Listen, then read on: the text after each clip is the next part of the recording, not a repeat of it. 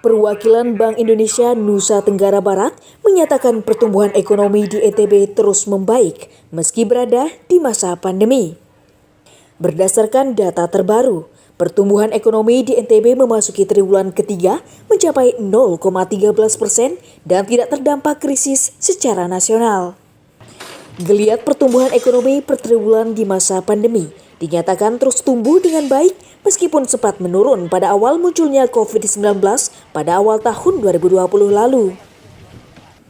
Berdasarkan data Bank Indonesia perwakilan NTB, saat ini kondisi ekonomi di NTB dalam kondisi yang terus membaik dan tidak terdampak resesi ekonomi pada akhir tahun 2020 secara nasional. Berdasarkan data terbaru, ekonomi di NTB pada tahun ini mengalami kontraksi 1,11%, menurun dari tahun 2019 lalu yang mencapai 1,40%. Di sisi lain, pertumbuhan ekonomi NTB pada triwulan ketiga tahun 2020 justru meningkat menjadi 0,13% yang menunjukkan optimisme pertumbuhan ekonomi di NTB membaik dan tidak terdampak resesi akibat COVID.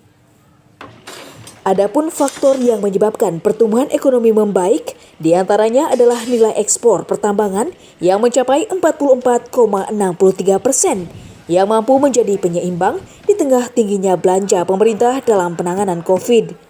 Lihat kondisi sulit ini kan memang kita alami semua, bukan hanya domestik nasional namun juga dunia gitu ya. Kemudian yang kedua, bagaimana di NTB? Kalau di NTB ini saya melihatnya bahwa dengan year on year kita mengalami kontraksi minus 1,11 dari sebelumnya adalah minus 1,40. Memang ini suatu, kalau saya melihatnya dalam perspektif positif ya. Untuk memastikan pertumbuhan ekonomi terus membaik di triwulan keempat, pihak BI mendorong optimisme peningkatan ekonomi masyarakat dengan menggeliatkan seluruh sektor usaha dan perdagangan di NTB agar mampu meningkatkan tren positif di masa pandemi saat ini. Dari Kota Mataram, Emi Kusuma, Tim Liputan melaporkan.